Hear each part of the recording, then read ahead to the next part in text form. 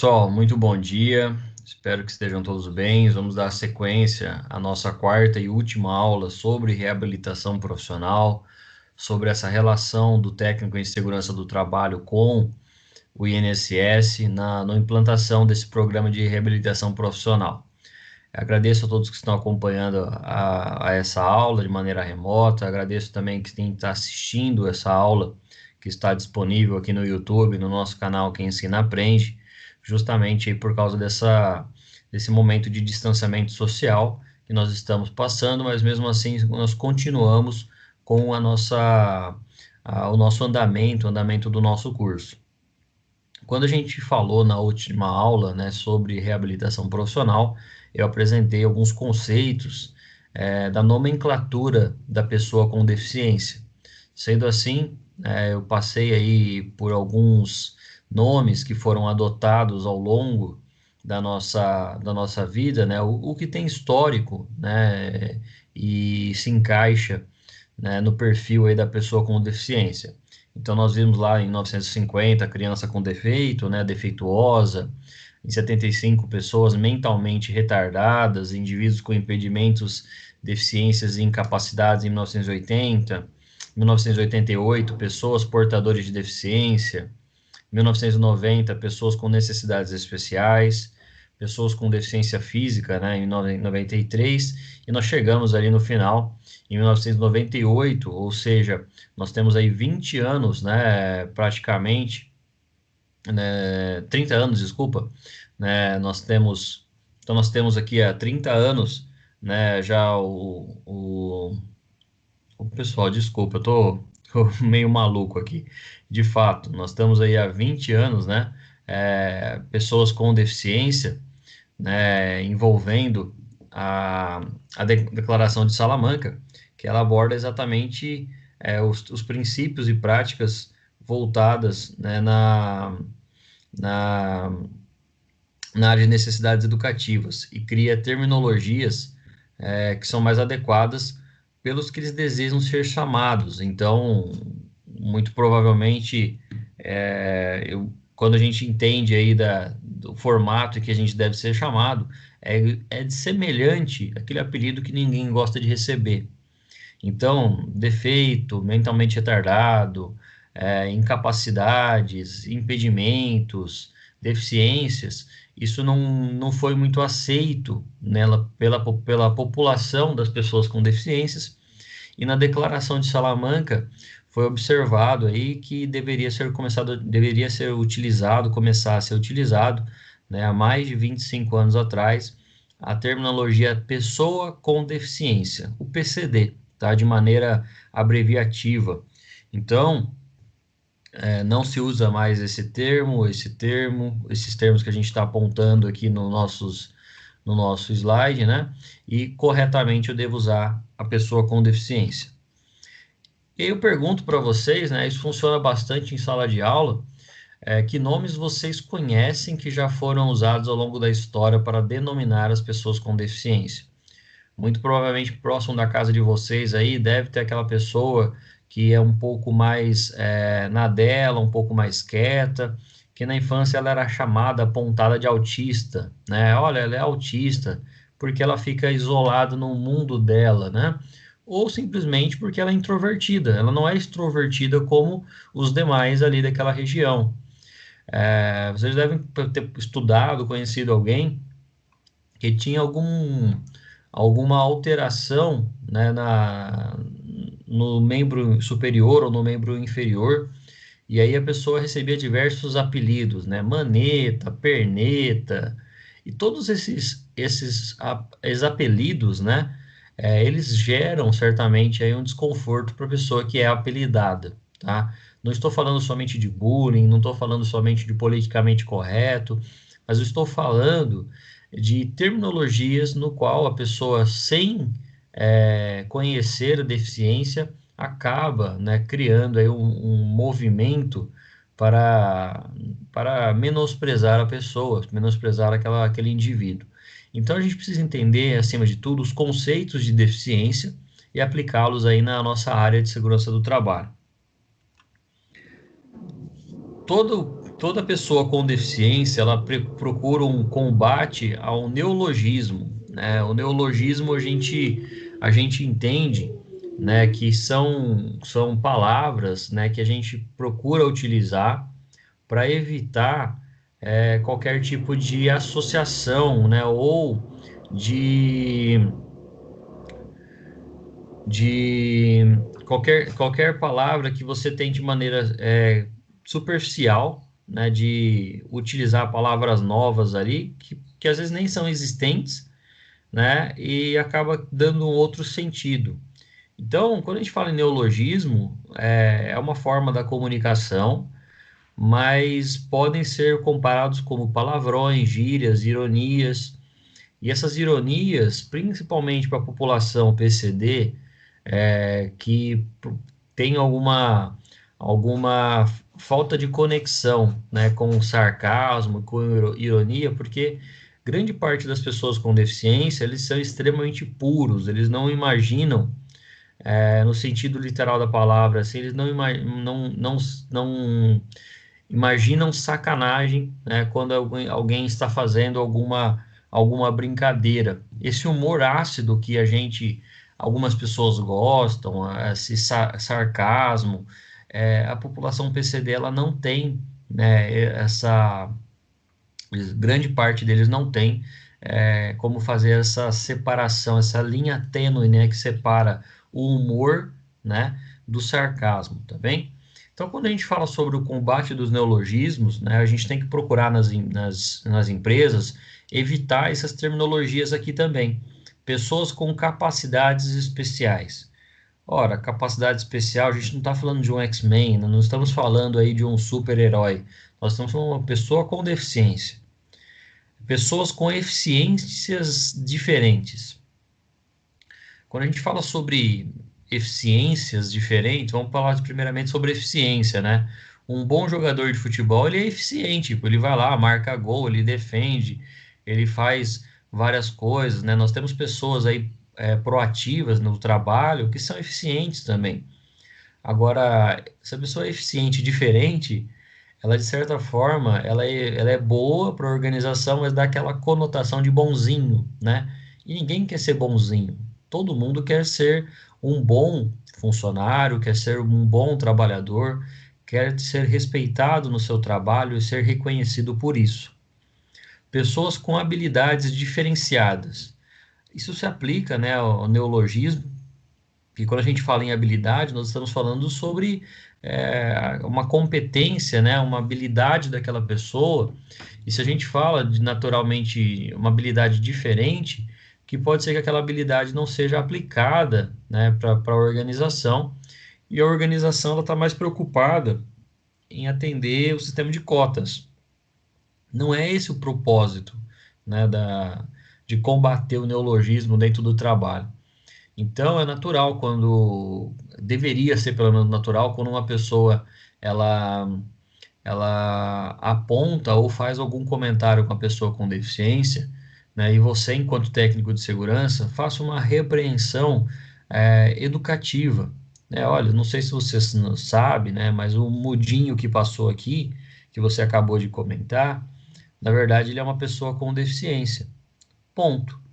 Se a pessoa não entender essa correção que foi feita, certamente aí muito provavelmente ela está no lugar errado, tá? Dependendo, obviamente, do nível de organização e da empresa, a gente tem que parar para pensar que tem pessoas que realmente não têm educação suficiente em tratar as pessoas com a forma com que elas querem ser tratadas, tá bem? Temos aí os neologismos de pessoas especiais e pessoas deficientes, né? Como a gente falou nas outras aulas aí, a terminologia correta é pessoa com deficiência. Então, se nós vemos ali um síndrome de Down, Downzinho não é muito legal, né, a forma de falar, ou o Down, né, ou o funcionário Down. Ele é uma pessoa com deficiência, ponto. Ele não é uma pessoa com capacidades especiais, eficiências diferentes, habilidades diferenciadas. Nós temos ali uma outra imagem um trabalhador, né, ele é um mestre de obras de uma arena que foi feita para a Copa do Mundo, né, e numa arena de futebol aí que foi feita para a Copa do Mundo, né, e ele se orgulhava aí de mostrar a sua prótese, né? Essa prótese, pessoal, ele foi derivado aí de um acidente de trabalho, mas percebam, né, a resiliência, a vontade daquele indivíduo de voltar a trabalhar na mesma função que ele tinha anterior. Então, ele não se preocupou aí em permanecer, né, recebendo, né, um benefício do INSS, que muitas vezes é só financeiro, né? Ele, na verdade, ele procurou fazer a reabilitação, se esforçou, né, e certamente só ele sabe o que ele passou, mas ele conseguiu, de maneira resiliente, aí, a retornar ao mercado de trabalho e para a mesma função que ele desempenhava anteriormente. E aqui eu vejo uma figurinha, eu gosto bastante dessas figurinhas porque eles tratam a retratação do dia a dia e da mesma forma faz com que a gente reflita, né? Então nós vemos ali uma pessoa com uma cadeira de rodas, né? Uma pessoa com deficiência na cadeira de rodas, e ele simplesmente pede ali para o indivíduo que está passando, né? Com um olhar meio de bondoso, né? Estou fazendo a boa ação do dia, né?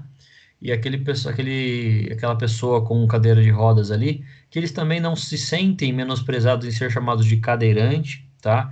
Mas obviamente que depende aí muito do indivíduo, né? E certamente aí do contexto em que você for tratar essa palavra cadeirante, né? Aquele cadeirante, né? O cadeirante, se ele se sentir ofendido por isso, não tem problema você falar desculpa, né? E certamente tratar aí como pessoa com deficiência, ou ainda por cima, da melhor forma, né? Que é o pelo nome.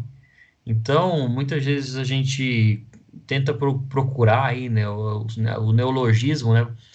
Que palavra eu devo usar para ele não se sentir ofendido? Se você perguntar o nome dele, ele vai ficar muito agradecido aí se você chamar ele pelo nome também perfeitamente, né? Então, essa figurinha, né, fala o seguinte: por favor, o senhor poderia me dar uma, né, e fica três pontinhos. A pessoa certamente ele tirou um dinheiro do bolso, colocou, estendeu a sua mão, né, fazendo uma boa ação, né? E na verdade, a pessoa ali do quadrinho, ele queria uma informação, ele não queria dinheiro. E a pessoa não deu a informação, mas saiu achando que tinha feito uma boa ação, né, entregando um dinheiro. Eu vi uma figurinha dessas uma vez, mas eu não, faz tempo que eu não que eu vi essa figurinha e eu achei bem engraçado. A gente chama de cartoon, né? Um cartunista fez, perguntando, né, para uma pessoa, fala, olha, como você gostaria de ser chamado, né, por uma pessoa que tinha uma amputação?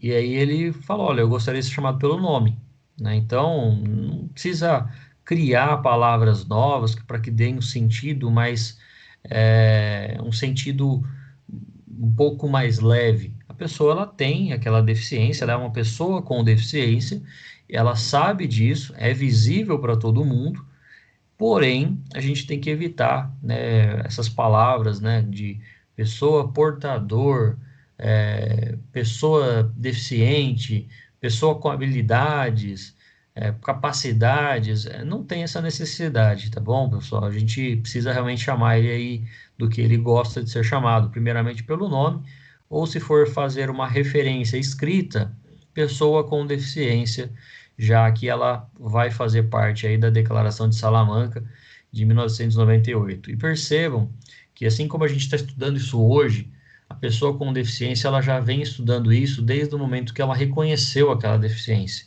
seja ela no nascimento ou seja ela adquirida, tá bom? Então ela já sabe de tudo isso e ela passa aí por diversos percalços no qual a gente precisa fazer parte, né? Fazer parte dessa corrente, principalmente no momento de fazer a inclusão no mercado de trabalho e também no programa de reabilitação profissional. Então a gente deve evitar essas nomenclaturas aqui. Entendendo, né, o que consta lá no artigo da Lei 8.213 de 91, que ela trata os conceitos de deficiência. Deficiência é uma perda, tá? Então a pessoa ela teve lá uma função psicológica que foi retirada, ou a pessoa ela ela sofreu um acidente de trabalho, né? Ou sofreu qualquer outro tipo de acidente, de moto, por exemplo, e ela perde, né, um pouco daquela memória que ela tinha, né, principalmente a memória do acidente. Então, é normal a gente conversar com uma pessoa que sofreu um acidente de trabalho e está sendo reabilitado profissionalmente pelo INSS, e você começa a colher ali a história, perguntar dela, perguntar o que ela fez da vida, o que ela está fazendo, o que ela vai fazer na empresa, por você ser técnico em segurança, e ela começa lá do começo. Olha, eu levantei um dia, eu peguei minha moto, eu estava indo trabalhar, eu estava indo ver meu namorado, minha namorada, eu estava indo fazer compra, e depois eu acordei no hospital. Eu acordei no hospital já com uma amputação, eu não me recordo, eu tenho um branco realmente. Pessoal, a medicina informa, né, através de estudos aí, que nós temos um neurônio espelho, né? Esse neurônio espelho, o que que ele faz? Ele guarda, né, na verdade, ele faz um canal aferente e eferente, um que leva e um que traz. Tudo que a gente está falando agora, vocês estão recebendo pelo canal auditivo, estão fazendo uma associação no cérebro e estão reconhecendo a minha voz, por exemplo, mesmo que a gente não esteja se vendo, né? Vocês sabem que sou eu que estou falando, porque primeiramente porque é a minha aula e por consequência porque é a minha voz. Se entrar, por exemplo, o Seabra aqui, por mais que ele esteja na videochamada, por mais que ele esteja no Skype, vocês vão associar com a voz dele. Então, nós temos um neurônio de associação, um neurônio que ele vai fazer esse neurônio espelho, né? Ele cria uma memória. O que acontece no acidente é que a gente tem uma perda, né? Principalmente se aquele ato, aquele evento, né? Aquele ocorrido, ele nos criou grande tristeza, né? Ou certamente muita dor. Então esse neurônio, o nosso corpo ele cria um mecanismo de esconder isso do corpo para a gente não ficar vivendo aquele episódio todos os dias. Infelizmente, né, não é que a pessoa ela não vai esquecer isso pro resto da vida, né? Ela vai ficar lembrando disso nos dias do acidente, ela vai ficar lembrando isso eventualmente em sonhos, né, em momentos ali que a pessoa está, às vezes, sonhando acordada, entre aspas, né, ela está pensando um pouco na vida e vai lembrar um pouco daquilo que aconteceu. Então, quando a gente fala sobre essa perda da função psicológica, obviamente a pessoa ela tem que se sentir à vontade para falar para você sobre isso, tá bem? Pode ser por um acidente, obviamente a gente vai ver isso que pode ser tanto ocorrido ou pode ser que a pessoa já tenha estabilizado, né? Ela já veio já nasceu com essa função psicológica com uma certa perda, tá bem? Pode ser isso fisiológico também ou anatômico. Vou explicar isso de uma maneira bem superficial para vocês. Quando a gente fala sobre a fisiologia, nós estamos falando sobre o funcionamento do corpo. A função fisiológica, nós temos, por exemplo, pessoas que você conversa, né? E a pessoa ela demora um pouco para fazer um raciocínio do que ela está passando, ou interpretar o que você está falando. Então, essa função fisiológica pode acontecer, principalmente na função neurológica, né, no sistema nervoso, no qual você fala com a pessoa, ela demora um pouquinho, né, para te dar um retorno. Isso é comparado a situações de déficit de atenção, né, que pode ser uma perda relacionada a uma deficiência também. A parte boa de tudo isso, pessoal, que existe tratamento, existe como a pessoa fazer acompanhamento psicológico, terapêutico ou psiquiátrico, né, associado com medicações e tudo mais. Isso vai ajudar, obviamente, ali a pessoa a desenvolver aquela perda, seja ela de memória ou a cognição, tá? Por exemplo, se eu fazer uma pergunta aqui para vocês, 2 mais 2, vocês vão raciocinar de maneira lógica que é 4. Essa pessoa, pode, que tenha uma perda, né, fisiológica, pode ser que ela demore um pouco para fazer esse cálculo, tá bem? Então, aquela resposta rápida, aquela, aquela memória a curto prazo, né? O que você fez ontem? A pessoa vai pensar 2, 3, 4 vezes, não vai lembrar. Aí lá para o final da tarde ela lembra o que ela fez, né? E muitas vezes, se você estiver no trabalho com ela, ela vai te procurar para falar o que ela estava fazendo no dia anterior. E nós temos também a deficiência anatômica. Essa é uma condição um pouco mais incomum, né? Que algumas pessoas elas podem nascer sem partes, né? Sem estruturas, né? Pro próprio corpo. Então, nós temos aí o caso de pessoas que elas nascem com trofismo, né, com atrofias no corpo, né, como situações famosas aí das paralisias infantis. Foi muito famosa, né, entre 1980 e 1990, né, 70 um pouco menos, mas a parte, por que eu falo 90 diminuiu? Porque começou a apresentar ali a vacina, né, da poliomielite, né, que é um dos casos que pode gerar ali a paralisia infantil. Quem foi lá tomar a vacina no posto de saúde próximo de casa, lembra do Zé Gotinha, isso foi acho que algo que fez parte da nossa infância, tá bem? Então, de certa forma, as pessoas que mesmo sem a vacinação acabaram desenvolvendo uma perda anatômica, ela certamente vai ter uma outra função, né? Ou provavelmente alguma outra parte do corpo que foi desenvolvida, tá? Então nós falamos ali do braço, por exemplo. Pode ser que o braço direito não tenha sido desenvolvido, mas o braço esquerdo foi desenvolvido. Mas pode acontecer da pessoa ela ter os dois braços não desenvolvidos, tá bem? Eu vou colocar um vídeo para vocês aí no WhatsApp de um músico, né, chamado Tony Melendes, né? Eu não sei se ele está no YouTube, mas eu tenho esse vídeo e aí qualquer coisa eu coloco aqui ao longo da aula para o pessoal assistir, tá bom? Que ele fala ali de um músico que ele toca com os pés e é uma deficiência, vamos falar assim, né, anatômica, porém ele consegue desempenhar aquela atividade, tá bom? E certamente no trabalho, se ele não fosse músico, ele certamente estaria desenvolvendo alguma outra função. Nós temos ali a deficiência permanente, que ela pode ter ocorrido, ela pode ter estabilizado, né, ao longo, né, da sua deficiência, mas acima de tudo ela não permite uma recuperação. Então, quando eu falo aqui sobre uma deficiência permanente, eu estou falando de uma amputação, por exemplo. A pessoa teve lá um acidente, perdeu, no acidente ela perdeu ali do joelho para baixo. Então ela vai ficar com uma estrutura, né? A gente chama essa parte, né? Na anatomia nós chamamos isso de coto, né? Porque é uma região onde ela é formada, né? Justamente para receber uma prótese futura, né? Ou simplesmente se a pessoa não quiser também, né? Isso é direito dela, né? E obviamente quando a gente fala sobre a reabilitação é um processo longo aí na fisioterapia, no momento que a gente reaprende a andar e precisa, obviamente, colocar uma prótese que se encaixe à nossa estrutura específica, né? A deficiência permanente, ela ocorre ou ela se estabiliza e não permite a recuperação. Então, eu vou precisar reabilitar ela profissionalmente com um posto de trabalho adequado e, acima de tudo, ali eu vou precisar de bastante esforço, tanto da organização como da empresa, né, das pessoas que estão em volta para auxiliá-las para um bom retorno ao trabalho.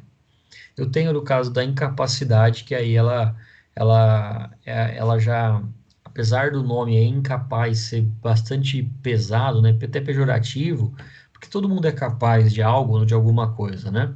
Mas quando eu falo da incapacidade, a gente verifica isso muito nas pessoas com o autismo, né, que é um transtorno do espectro autista, ou também aí no caso da interação social do síndrome de Down, que é um fato orgânico, é um fato que ela natural do indivíduo. Ele nasceu com essa redução da interação social, e ela vai precisar de alguns equipamentos ou recursos especiais, que aí são casos por exemplo, da pessoa com deficiência auditiva ou visual. Ela vai utilizar equipamentos ou recursos especiais que possam ali auxiliar, né, e transmitir o que ela está passando e, obviamente, para desempenhar a sua função.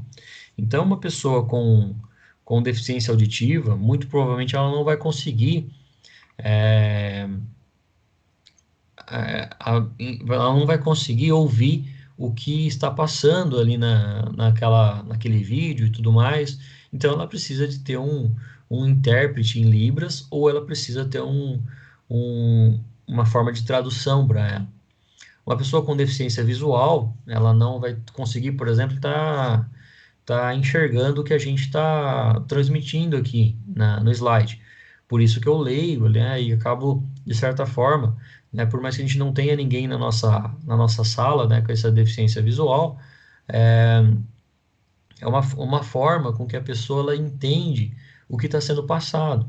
Então, quando a gente fala ali da deficiência visual, né, eu gosto muito de usar exemplos aí que a gente vivenciou, né, ou já presenciou, que é o fato da deficiência visual. Ela utiliza ali a bengala, né, para ela se locomover, mas ela tem hoje no celular, por exemplo, como mandar áudio, ela tem no celular um aplicativo que consegue fazer interação, e fazer uma leitura de algum site. Então, a pessoa que tem a incapacidade provocada por uma deficiência, ela geralmente vai ter ali a necessidade de utilizar recursos e equipamentos específicos, tá bem? Alguma dúvida, pessoal?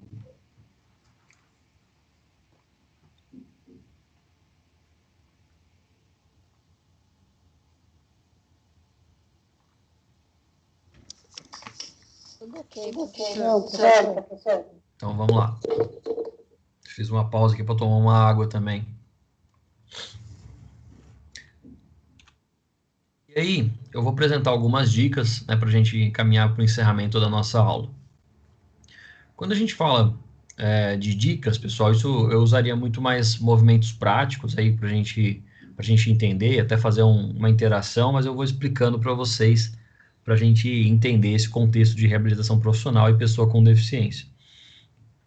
Quando eu vou ter uma conversa muito longa com qualquer pessoa, né, independente dela ser uma pessoa com deficiência ali que utiliza uma cadeira de roda, né, que ela utiliza um recurso especial, né, se eu for ter um diálogo muito demorado, né, prolongado, o ideal é eu procurar uma cadeira e sentar também, para que eu consiga ver a pessoa olho no olho.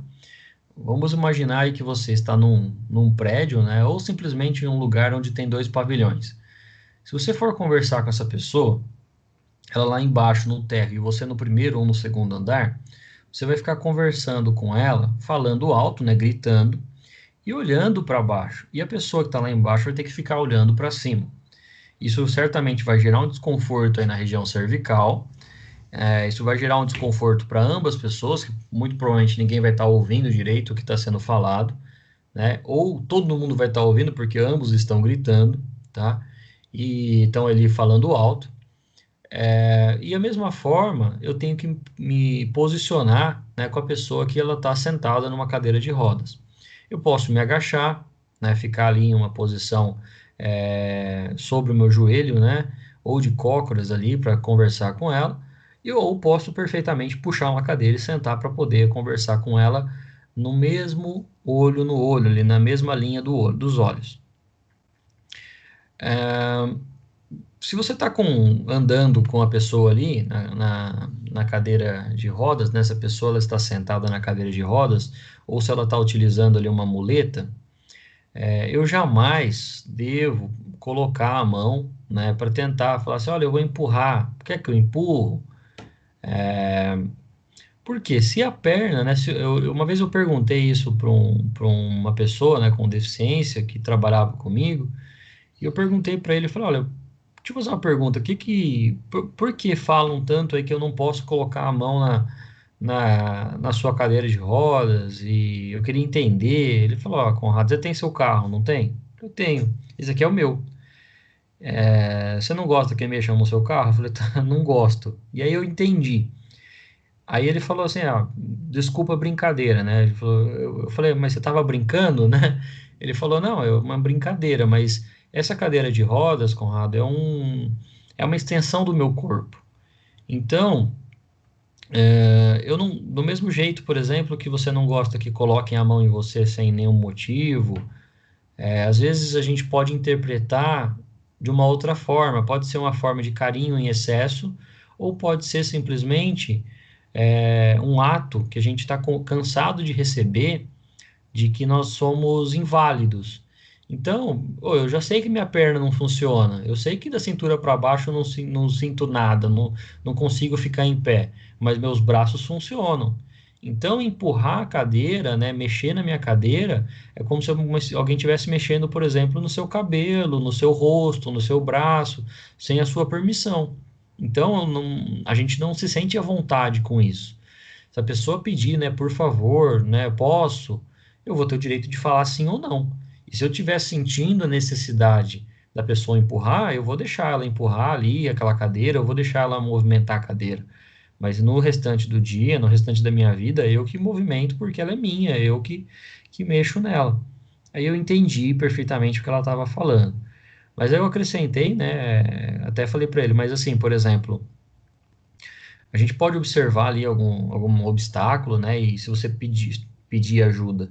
E ela falou, não, óbvio, né? Se você tiver ali uma rampa e eu tô tentando subir a rampa, você passar e não fazer nada, certamente você tá me ignorando. Então isso também é ruim para mim, né? Não na cadeira de roda, né? Se eu tiver ali uma rampa muito íngreme, se eu não tiver rampa, tiver ali simplesmente um degrau para subir, né, para subir, por exemplo, uma escada, né, ou simplesmente passar ali para um desnível, né? Se eu não estiver conseguindo, se você conseguir me ajudar, perfeitamente, eu vou agradecer, mas se não, eu vou continuar esperando alguém, uma alma caridosa, parar e me ajudar, né? Então, assim, ele falou, olha, já teve vezes que eu estava passando na rua, né, e a pessoa simplesmente falou, "Ó, você está indo aonde?" Falei, eu tô indo ali no banco, deixa eu te levo. Não, mas eu não quero ir, eu tô no horário. Não, eu quero te levo. Ele falou, por favor, não ponha a mão na minha cadeira, não quero. Então, essas pessoas, quando elas estão em convívio social, elas estão procurando fazer o seu trabalho, o seu trabalho não, interagir com a sociedade. Tem algumas pessoas que acabam forçando, né, esse excesso querem ser bonzinhos demais e as pessoas com deficiência, elas não gostam desse excesso de liberdade, vamos falar assim, tá bom? Então, de certa forma, na aula, né, na aula prática, a gente entenderia um pouquinho melhor. Mas, obviamente, acredito que vocês entenderam o recado que eu quis passar. Apareceu um antivírus aqui. Outra situação, né? Se for caminhar com uma pessoa que use muletas, respeite o seu ritmo, né? Da mesma forma que se for por exemplo, uma mulher grávida, do mesmo jeito se for uma pessoa idosa, respeitar o ritmo de cada um. Andar do lado ali, não tentar andar um pouquinho, não digo mais devagar, mas respeitar o ritmo daquela pessoa. Prestar atenção, né, ou sugerir lugares como pessoa deficiência física, né, verificando a acessibilidade. Vamos ali no primeiro andar, né? Vamos subir ali. Se a pessoa não tiver como subir, pessoal, obviamente vamos manter aquela localização ali para ela. Muitas vezes a gente fala, vamos lá no auditório, por exemplo, que é um lugar que todo mundo fica sentado para a gente conversar. Aquela pessoa que ela utiliza, por exemplo, uma cadeira de rodas ou tem uma muleta, se ela não tiver como acessar, é melhor fazer a reunião onde aquela pessoa está, né? No trabalho principalmente. Se aquela pessoa, a gente tem ali um convívio de 6 trabalhadores, né? E uma pessoa com deficiência entre 6 trabalhadores, melhor é conversar em todo mundo ali, tá todo mundo sentado, não tem por que ir para uma sala para conversar com todo mundo. Ah, não, é uma palestra, vai estar a empresa inteira, é um treinamento. Verifique somente a condição de acessibilidade daquela pessoa com deficiência. Se for um usuário ali de muletas, bengalas, sempre deixá-las perto da pessoa, né? Se a pessoa ela for sentar numa cadeira, né, deixar visível essa muleta e próximo dela, né? Pega a muleta e fala assim, não, eu vou colocar aqui, põe lá perto da porta e deixa a pessoa sentado 3 fileiras distantes da porta. Certamente ela vai ter que levantar para ir buscar, ou o que acontece muitas vezes, né? Acaba uma reunião, todo mundo levanta e vai embora, e ninguém espera, né? Ou ninguém respeita o ritmo da pessoa para levantar e pegar aquela muleta.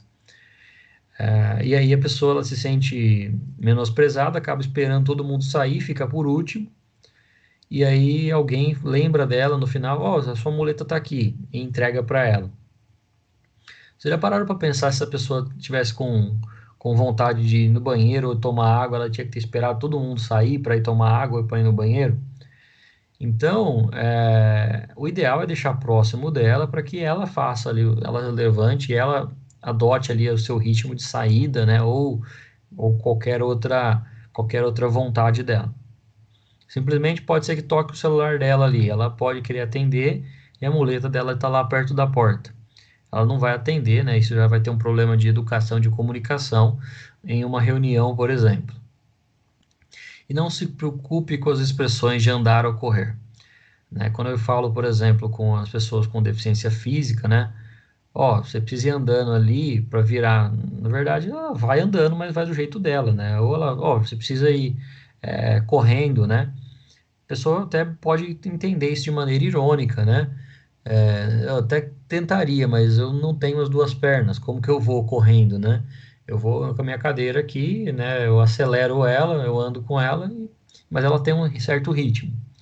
No meu condomínio aqui, eu tenho um vizinho de bloco, né? Ele mora no outro bloco, que ele usa uma cadeira que tem uma bateria específica, e de vez em quando eu encontro com ele, ele vai lá colocar o lixo na frente do condomínio, eu estou saindo de carro, né? E ele vai com a cadeirinha dele lá, com a cadeira motorizada dele, pela parte que nós temos aqui, né? Por um, como se fosse uma calçada que ele tem aqui, e ele vai andando pela calçada e eu vou andando na via de saída de carro. E a gente vai conversando, né? E às vezes ele fala, ó, eu tô um pouco mais rápido que você, acelera esse carro aí. Mas é uma forma que ele brinca, ele faz uma brincadeira comigo, ele aceita muito bem a deficiência dele, mas certamente quando a gente conversou sobre essas expressões de andar e correr, são situações aí que eles levam numa boa, né? Obviamente, se não for irônico da parte daquela pessoa. Não subestime e jamais também superproteja as pessoas com deficiência, né? Quando a gente fala de subestimar, que a gente entende que a pessoa não tem capacidade, né? Mas fica ali em cima, ó, precisa de ajuda? Você quer ajuda? Deixa que eu faço. Essa subestimação acaba gerando, né, um excesso de dependência na pessoa com deficiência e também a pessoa não se desenvolve. Lembra que o propósito da reabilitação profissional, ela é a interação, obviamente, e a inclusão. Então, se você ficar ali fazendo tudo por ela, ela vai se sentir que ela não precisava estar ali, ela não precisa, a empresa não precisa daquele trabalho, tem você para fazer isso. Então, subestimar a pessoa com deficiência não é uma atitude muito inteligente. Tampouco super proteger. Quando eu falo de super proteção, a gente precisa ter cuidado com todo mundo, né, para ninguém acidentar a empresa. Vamos imaginar nessa imagem aqui, por exemplo, uma rouparia de hospital, uma lavanderia de hospital. Se tiver uma pessoa com deficiência ali ou sem deficiência alguma, nós temos que ter cuidado muito grande com pérfuro cortantes nas roupas, né, que pode acontecer de ir para uma lavanderia. Por mais que hoje as máquinas sejam super protegidas aí no que diz respeito ao NR12, para reconhecer qualquer tipo de objeto metálico e retirar, né, ou não funcionar se tiver um objeto metálico ali, no caso uma agulha, por exemplo, né, uma agulha no meio de um monte de lençol, por exemplo, qualquer pessoa pode ter um contato, pode se perfurar e pode ter uma contaminação por causa dessa perfuração. Então, super proteger, né, a pessoa com deficiência é errado, né? Você deve proteger a pessoa com deficiência ou qualquer outro trabalhador que não, porventura, não tenha nenhuma deficiência. E uma outra coisa que acontece muito com as pessoas com espectro autismo, né, ou as pessoas com síndrome de Down, ou qualquer outra síndrome, né, nós temos essas que são as mais comuns, né, que são condições, não são doenças, né, até o Down, ele é chamado simplesmente de Down, para tirar esse contexto de síndrome, né, porque é uma alteração fisiológica e tudo mais, mas quem geralmente super protege é a própria família. Então, quando eles estão no trabalho, eles querem se sentir um pouco mais livres, né, para que eles não tenham tanta supervisão da família. Alguns familiares, né, já me procuraram em empresa, na empresa que eu trabalhava, para perguntar se podia, passar o dia junto com o filho no trabalho. Poxa, um pedido de uma mãe, você falar não para essa mãe é ruim. Mas uma coisa que eu fiz, uma liberdade que eu dei, foi o seguinte: olha, não pode, porque você não é funcionária, nós temos todo um contexto, eu te entendo, né, eu compreendo a sua, a sua superproteção, né? Você é mãe, só você sabe o que você passa, enfim. Aí eu falei: olha, esse aqui é meu número, você pode me ligar, pode me mandar um WhatsApp, pode entrar em contato comigo, e eu falo como está indo seu filho. Como que ele tá, se ele está trabalhando bem, se ele não está, eu posso te passar. E outra, eu vou te informar mensalmente, justamente porque ele faz parte aí de um relatório, ele faz parte do INSS, a gente precisa informar mensalmente o INSS como que está esse vínculo da empresa perante o trabalhador, né? E para depois ele ser efetivado ou não. Então, para a gente, ele é um trabalhador como todos os outros, né? E essa mãe ficou super agradecida, ela gostou. Então, obviamente, enquanto técnico em segurança do trabalho, nós somos profissionais, mas acima de tudo nós somos humanos. A gente precisa se colocar na condição de outros aí, para se porventura surgir essa necessidade de um síndrome de Down, de um autista, de algum outro trabalhador que ele apresente um déficit, né, uma deficiência cognitiva, uma diminuição de interação, que você passe ali o seu telefone ou informe ele, o seu familiar, para que ele não fique superprotegendo aquele trabalhador, aquela pessoa. O trabalhador também com deficiência cognitiva e com déficit intelectual, ele precisa ser bastante informado do que ele precisa fazer. Então, explicar detalhadamente as suas atividades. Olha, João, você vai pegar essa roupa aí que vai sair da lavanderia, você vai dobrar e vai colocar no cesto. Tudo bem? Tudo bem. Só que aí você não informou o jeito de dobrar e você não informou que cesto. Então, o ideal é você explicar: olha, João, o ciclo da máquina demora 20 minutos. Em média de 20 minutos, né, você pode ficar aqui sentado na máquina, né, do lado da máquina, você pode mexer no seu celular, você pode conversar com os demais e oferecer ajuda, mas passou 20 minutos, você tem que retornar aqui para sua máquina. Tudo bem? Tudo bem. A hora que a máquina fizer esse sinal sonoro aqui, acender essa luz, ela vai se abrir automaticamente. Então você não precisa colocar a mão em nada, porque a superfície vai estar quente. Tudo bem? Tudo bem. Depois você vai pegar uma peça por peça e vai dobrar ela 4 vezes, tá bom? Depois que você dobrar 4 vezes, você pode fazer um monte, né? Faz uma pilha aqui, ó, de 5 a 10 camisetas, né? E essas 10 camisetas, você vai lá e vai colocar naquele cesto que eu vou deixar aqui para você. Porque esse cesto, João, depois que passar os 20 minutos, você vai reabastecer a máquina, né, a lavanderia, você vai pegar esse cesto aqui e vai levar lá para o pessoal para passar. Depois que você deixar, você volta aqui na máquina para guardar os 20 minutos. Tudo bem? Tudo bem. Quando você explica detalhadamente, você deu direções, você deu excesso de informação para aquela pessoa, né, com deficiência, seja ela com espectro autismo, seja o Down, para que ela faça tudo o que você espera. Porque se você não informar o tipo de jeito de dobrar, o jeito de colocar dentro do cesto, ela vai fazer de qualquer jeito. Sabe aquele dia que a gente não está com vontade de passar a roupa, de dobrar a roupa, que a gente não está com vontade de estender a cama depois que a gente acorda, que a gente não está com vontade de fazer uma arrumação na casa? A pessoa com deficiência ela vai ter os mesmos dias, os dias ruins, os dias nublados que a gente fala. Pô, eu não estou com vontade, eu tenho que lavar a louça, eu tenho que lavar a roupa, eu não estou com vontade. A pessoa também vai ter ele tem esse direito de ter esse convívio, ele tem esse direito de ter esse dia ruim também. Então, explicar detalhadamente essas funções vai fazer com que ele entenda o que a empresa espera dele, né? E obviamente que é uma tratativa que você tem que não é diferente para aquela pessoa, mas é detalhar as informações que ele necessita. Quando eu falo ainda da pessoa com o espectro autista, né, eles têm muita dificuldade em interação social. Então, eles vão procurar ficar olhando para a máquina, vão procurar ficar olhando no celular, vão procurar ficar fazendo qualquer coisa. E o ato de você pedir para ela ir para um outro setor, e entregar algo para uma lavanderia, para alguém que vai passar roupa, como é a imagem, como é o exemplo da foto aqui, isso pode gerar, né, obviamente aí aquele trabalhador a necessidade de comunicação com outras pessoas.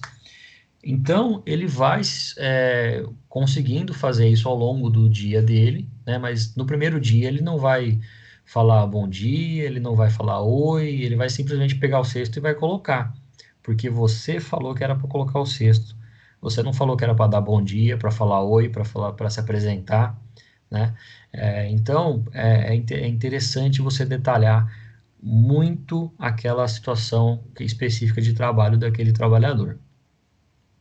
Tem algumas pessoas que podem esquecer o que você falou no dia anterior, portanto, tenha paciência. Como a gente também esquece, né, não tem problema se você for trabalhar com uma pessoa com deficiência e ela te perguntar o que tem que fazer hoje. Olha, era a mesma coisa que eu te ensinei ontem. Que ela tem se ela, como eu falei lá, se ela tem uma deficiência de comunicação e de memorização, você vai ter que explicar detalhadamente novamente o que você já disse no dia anterior. Tá bem? Tenha paciência. Relacionando isso com uma pessoa, né, com surda, né, ou a pessoa ali com deficiência auditiva, né, lembrando que eu já falei isso nas outras aulas, a pessoa com deficiência auditiva, ela se sente bem, né, ela não, a população ela não reclama, né, de ser chamado de surdo. Eles, mesmo entre eles, eles se chamam de surdos, tá bem? Não tem problema. Do mesmo que a gente fala ali com os mudos, né, ou as deficiências vocais aí, né, que a gente fala da deficiência auditiva ou da deficiência visual também, né, e eles não se sentem ruins em ser chamados de surdos, mudos ou cegos. Eles não vão gostar de ser chamados de mudinho, ceguinho, né, ou consequentemente mudinho, tá bom? Então, posicionar seria uma forma com que eles consigam entender ali e visualizar o seu rosto. Afinal de contas, ele pode fazer uma leitura labial. Use uma entonação e fale com a voz clara, ou seja, de maneira pausadamente. Você não precisa gritar, mas falar pausadamente com uma entonação um pouco maior. Lembrar da possibilidade de comunicar por escrito, inclusive, né, por mensagem, né? Ali está com o MSN, né? Hoje a gente tem o WhatsApp, né? Eu preciso mudar isso aí. Ou mensagem de texto de celular, tá bom? Porque ele consegue ler, né? Caso ele não estiver te ouvindo. Caso não entenda o que tenha sido dito, né? Não tenha medo de pedir para repetir, nem tente adivinhar. Então, se a pessoa que ela é surda, ela está tentando ali se comunicar com você, não tenta descobrir o que ela está falando, né? Pergunta para ela, olha, eu não entendi. Ou, se for o caso, solicitar ali intérprete para eventos e reuniões. Hoje, né, a gente tá vendo aí, nunca os intérpretes de Libras trabalharam tanto nesse momento de aula remoto, nessas lives que têm acontecido na internet. De um tempo para cá, isso tem ganhado aí tem ganho bastante repercussão, né? E obviamente também aí profissionais trabalhando nessa área. Sendo assim, se você for hoje é lei, né, obrigação, né, um evento ou uma reunião, é necessário um intérprete de Libras, se porventura tiver alguém, né, com deficiência auditiva naquele evento, naquele espaço, então eu preciso de um intérprete de Libras, né, e é uma forma que a gente pode buscar também aí, por que não buscar uma especialização, né, um técnico em segurança que fale Libras, né, que consiga trabalhar com Libras. Na empresa que eu trabalhava, né, eu conheço um pouco de Libras, não sou intérprete, não sou fluente em Libras, né, como a gente brinca, mas eu sei algumas palavras, eu sei alguns sentidos, e aí eu informava, né, aquela pessoa que trabalhava comigo. E, de certa forma, ela se sente, né, parte ali daquele contexto, também faz parte daquela organização daquela empresa. A deficiência visual, né, aproxime-se aí fazendo com que ele, que ele possa não, ele não vai te ver, né, ele vai sentir a sua presença. Então você pode ir falando, olha, tudo bem, estou chegando próximo de você, meu nome é tal. Avise se você for sair de perto, obviamente, porque senão ele vai continuar conversando com você. Você levanta e vai fazer alguma coisa, esquece a pessoa, ela vai continuar conversando. E aí, a hora que ela perceber que você deixou ela falando sozinho, né? É a mesma coisa quando alguém sai e bate a porta na sua cara, é que ela não quer mais conversar com você. Depois você vai voltar e abrir a porta e querer conversar com ela certamente vai pensar assim, ó, eu tava até aqui agora conversando com você, você me largou aqui.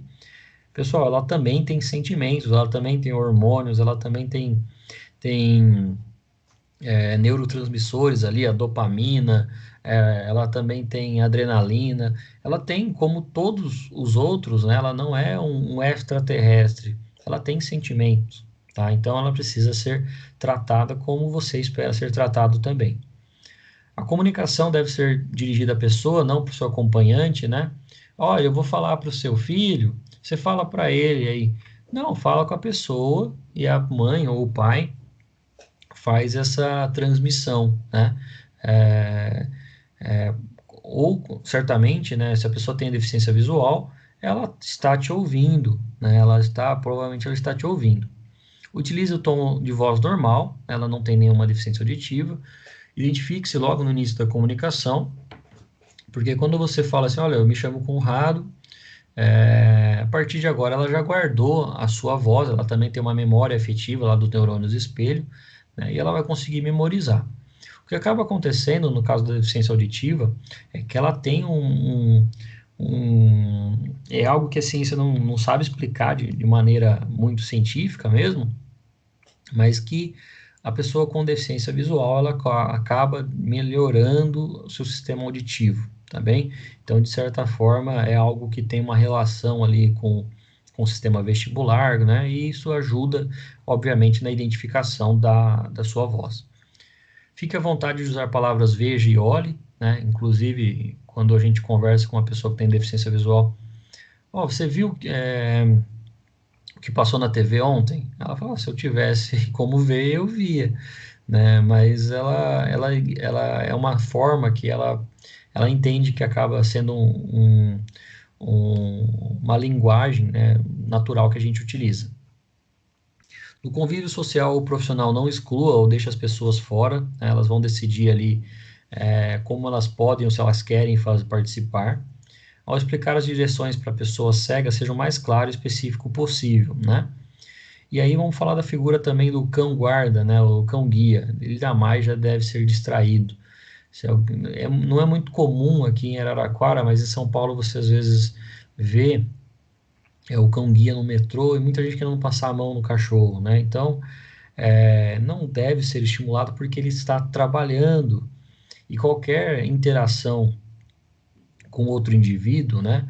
Ou uma pessoa que esteja oferecendo comida para o cachorro, vai fazer com que a pessoa com deficiência visual, o cego, ele, ele saia do caminho que ele está habituado, né?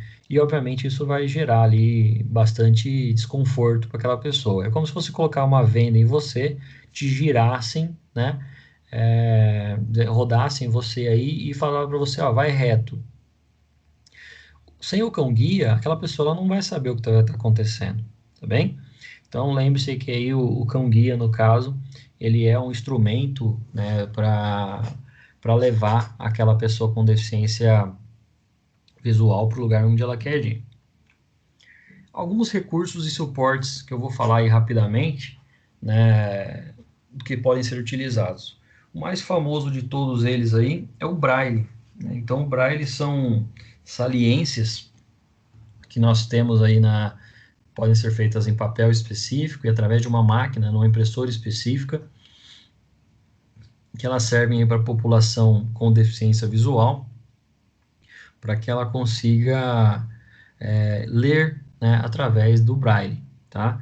Então, quando a gente vê aí o Braille, é um sistema de escrita tátil, né? E algumas pessoas são utilizados por pessoas cegas ou com baixa visão.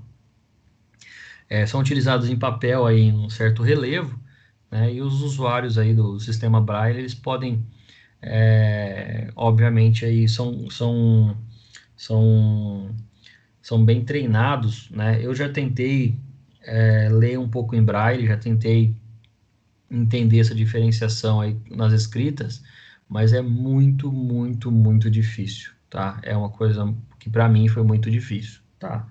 E aí eu acabei largando, deixando um pouco de lado. Nós temos a lupa comum, né? A lupa, algumas pessoas com baixa visão vão utilizar uma lupa e vão ajudar ali a fazer uma identificação, né? Então a lupa não é simplesmente, né, um instrumento usado ali para os detetives, né, é um instrumento que aumenta, né, óptico, que aumenta a capacidade das imagens, né, ou consequentemente das letras. A impressora em braille, né, que é algo que é mais atual, né, do que a máquina de escrever em braille, né? Nós temos também a máquina de escrever em braille e nós temos a impressora em braille. Então, quando eu quero escrever algo em braille, né, ou quando eu quero, é, quando eu posso estar utilizando a máquina para escrever ou a impressora em braille. E também nós temos aí o reglete e punção, tá? Que ele serve, né, que é essa imagem aqui, ó, deixa eu só posicionar aqui para vocês, que vai ficando mais fácil. Aqui nós temos o braille, né? A lupa comum, a impressora em braille, a máquina de escrever em braille e o reglete em punção. Esse reglete em punção são réguas, né? É uma régua com vários furinhos, tá? E esse furinho, ele é utilizado, né, para escrita em braille. Quando a gente fala sobre esse instrumento, né, o que é um reglete e com punção, ele é acompanhado para escrever em braille. Então, ela foi adaptado, né, pela população, né, da população da deficiência visual, e principalmente, né, a gente tem que lembrar aí segue esse nome de Braille por causa do Louis Braille, que foi o criador aí do alfabeto Braille, né, para as pessoas cegas, tá? Então, quem já viu falar na história dele, né, uma história muito interessante, quando a gente estuda, né, um pouco aí da educação, Louis Braille, né, ele foi o criador do sistema Braille, né, e que acabou recebendo aí o seu próprio nome, tá bom? E quando a gente estuda um pouco, né, dessa escrita, né, na verdade é uma escrita francesa, mas que ela é adaptada e usada no Brasil até os dias de hoje, tá? O punção é como se fosse isso aqui, ó, essa estrutura de madeira com um preguinho na ponta, tá bom? Nós temos a lupa eletrônica que a gente consegue colocar num livro, por exemplo, né? A gente coloca aqui a lupa e ela visualiza numa tela. Nós temos a lupa portátil também, que hoje tem uma aplicação, tem até um aplicativo de celular, o Virtual Vision, né, e o Software Magic, né, que eles criam ampliações aí no nosso sistema visual. Alguns sites, né, o próprio Senac, o site do Senac, ele é disponível aí em Libras e também ele pode ter ali a interação, né, do indivíduo também no caso da deficiência visual, tá bem? E aí eu vou passar para vocês, primeiramente, um vídeo, vamos ver se ele vai rodar aqui, que ele fala sobre o histórico das pessoas com deficiência. Esse vídeo eu acho ele fantástico, ele é um vídeo antigo, né? Mas ele apresenta, né, ele vai apresentar aqui um pouco do que foi passado ao longo dessas aulas, né? E é um resumo de certa forma, tá bem? Então peço aí um pouquinho de paciência para a gente continuar um pouquinho a mais com a nossa aula, tá bem? Então vamos lá.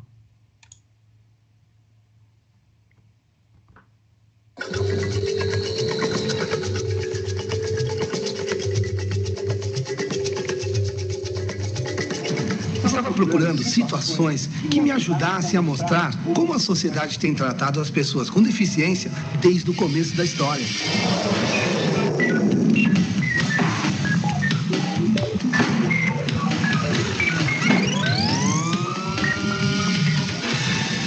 Essa é uma imagem da civilização ocidental, de antes de Cristo, lá da antiguidade, quando as pessoas que não pertenciam à nobreza eram todas consideradas desnecessárias. O mesmo acontecia com as pessoas com deficiência. Bastava a pessoa ter alguma deficiência física ou mental, ser cega ou surda, para ser abandonada, ficar esperando única e exclusivamente pela morte. Tudo porque fugia dos padrões de força e beleza que eram cultuados na época. Contam que em Roma e Esparta, as crianças eram preparadas para a guerra desde o nascimento. Pela prática social da época, a criança que nascesse defeituosa, isso mesmo, como se fosse uma máquina que tivesse sido inventada cheia de defeitos, era abandonada para morrer. Ficava exposta num rio, numa floresta ou num deserto. Essa técnica era chamada exposição. Opa, essas imagens não são da antiguidade? Elas devem estar fora de lugar. Essa também não. Essa também não. São todas do século XX. Olha, o que eu vou tentar mostrar é que qualquer semelhança não é mera coincidência.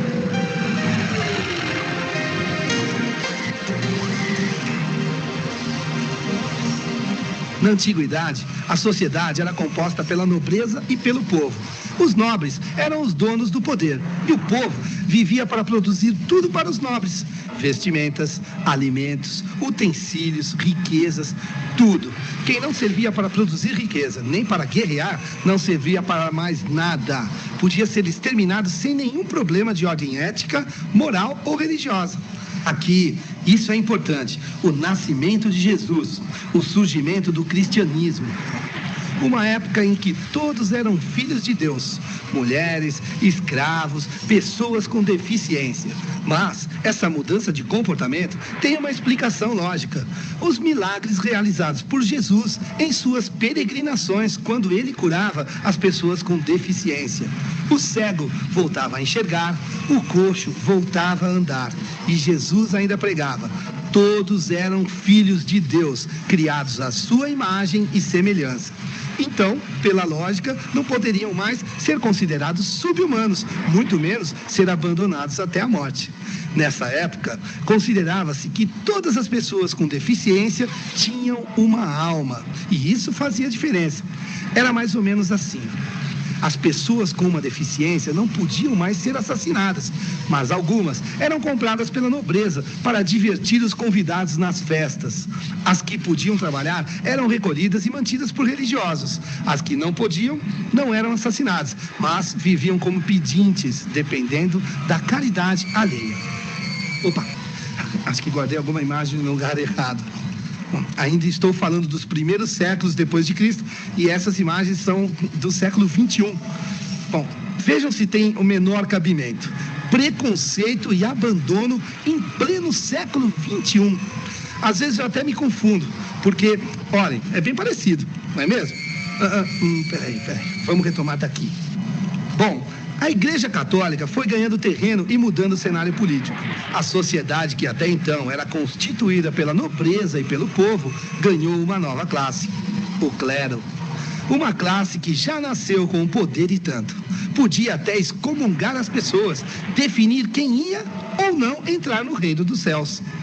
Através da conquista do poder e da riqueza, o clero passou a influenciar a sociedade. O povo, que já trabalhava para gerar riquezas para a nobreza, com essas mudanças, passou a ter que produzir riquezas também para o clero, ou então engrossar as fileiras dos exércitos para lutar por novos territórios, agora para a nobreza e para o clero. E sabem o que mudou nessa época para as pessoas com deficiência? Absolutamente nada. Quer dizer, vejam isso. Aqui, a Inquisição e a Reforma Protestante. Vamos primeiro dar uma olhada no século XIII. Aqui, na Idade Média, quando havia gente abessa cobiçando todo o poder e a riqueza da igreja. Para afastar esse bando de urubus que poderia ameaçar a hegemonia da igreja sobre a nobreza e o povo, a Igreja Católica implantou a Santa Inquisição. A Inquisição nada mais era do que uma arma da igreja para torturar e até matar aqueles que representassem alguma ameaça ao seu poder. E o que essa época representou para as pessoas com deficiência? Só para vocês terem uma ideia, a igreja tinha documentos que ensinavam a reconhecer sinais naqueles que estavam possuídos pelo demônio. E só para variar, sobrou para quem? Quem foi especialmente caracterizado como herege e endemoniado, foi perseguido e muitas vezes até morto em fogueiras? A pessoa com deficiência. Mas esperem, ainda não acabou.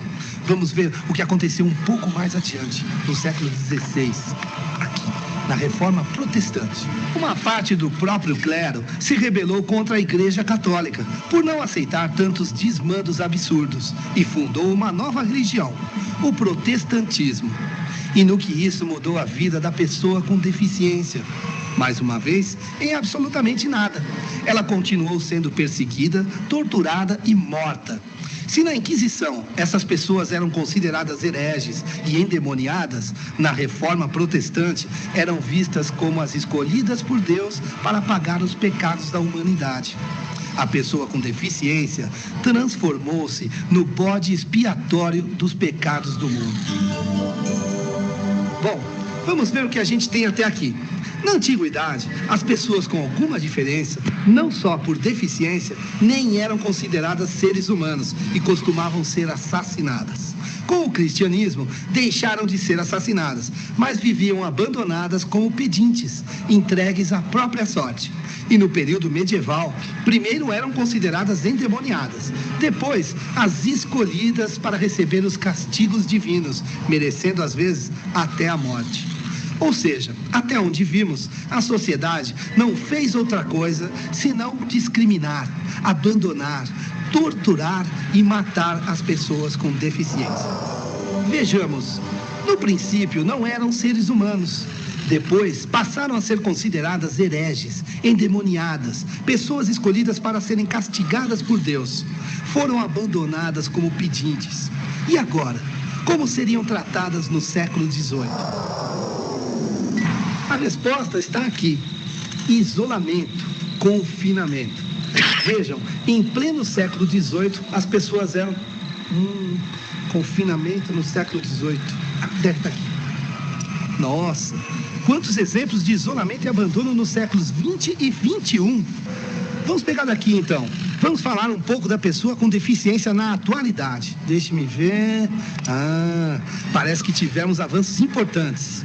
Estão aqui o braille, a língua de sinais, todo o empenho da ciência para compreender, tentar prevenir e facilitar a vida das pessoas com deficiência.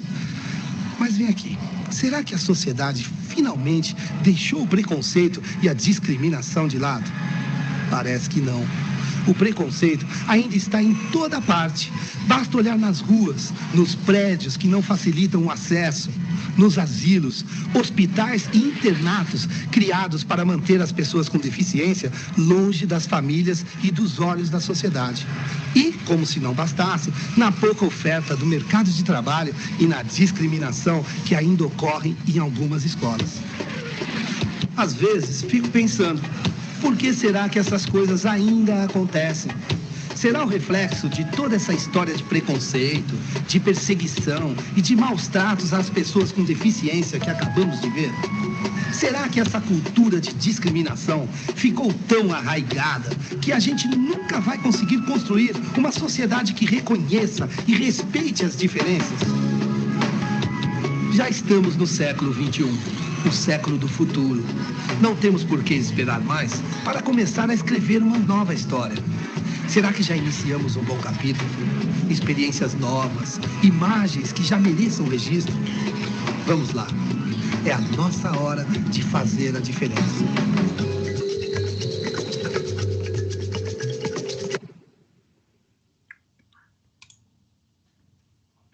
Pessoal, tudo bem?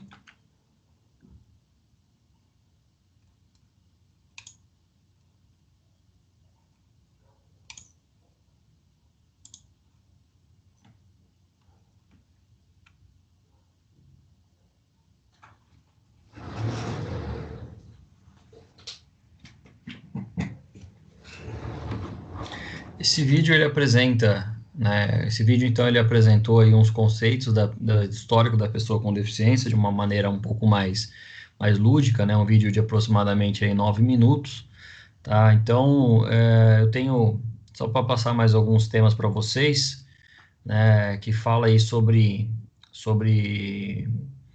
algumas outras deficiências e alguns depoimentos, tá bem?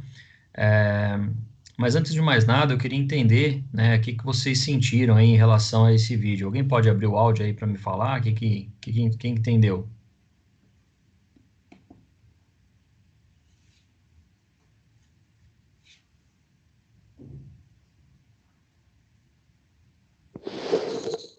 Achei muito interessante, professor.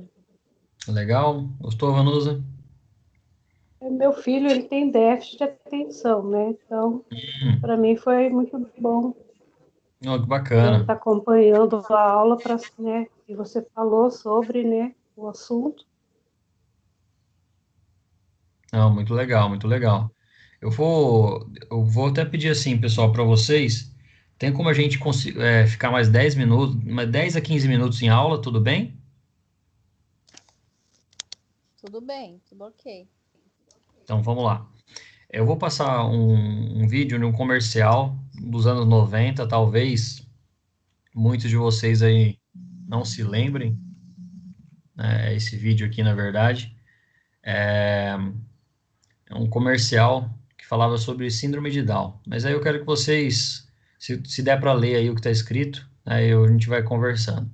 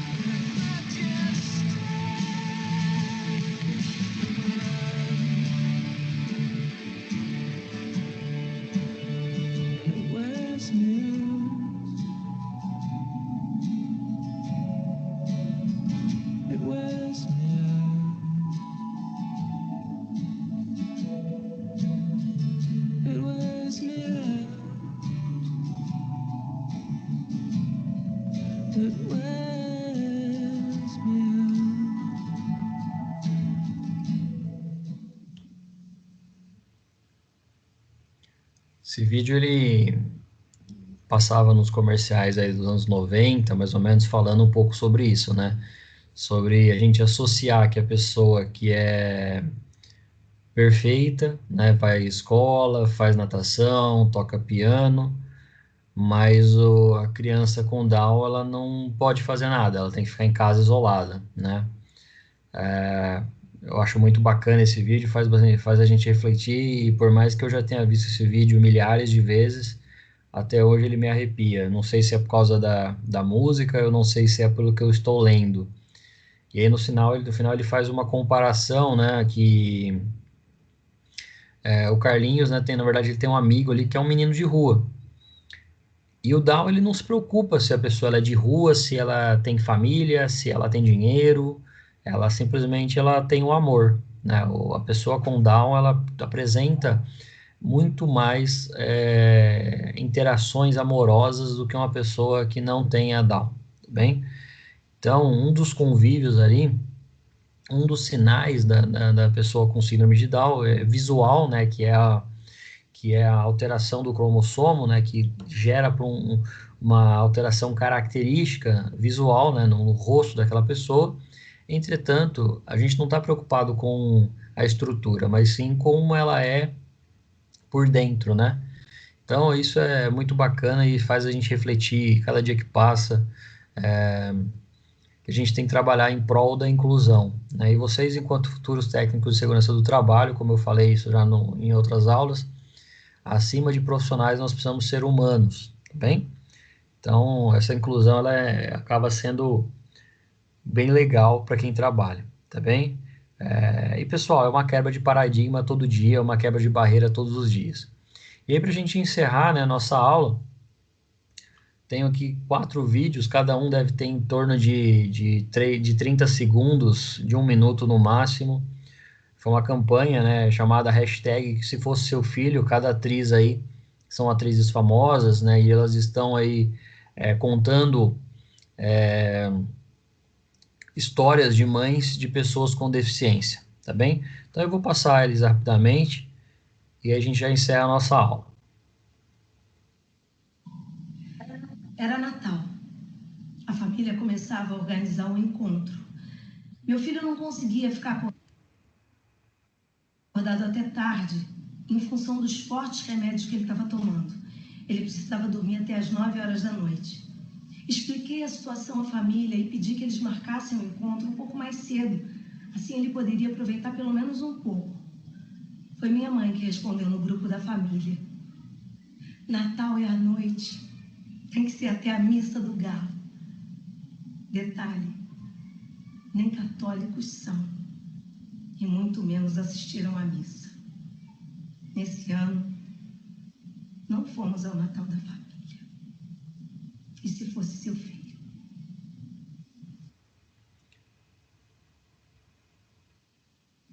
Eu fui para a reunião na escola achando que era só mais uma dessas reuniões de final de ano. Lá pelas tantas, no meio das conversas, uma outra mãe se levanta e diz: eu pago muito caro essa escola para ter uma criança deficiente em sala atrapalhando a educação do meu filho. Ela estava se referindo ao meu. Silêncio constrangedor. Ninguém falou nada. Uma outra mãe se levantou e começou a questionar sobre uma lancheira perdida e absolutamente mais ninguém tocou no assunto. Mas eu nunca mais consegui esquecer aquela frase. E se fosse o seu filho?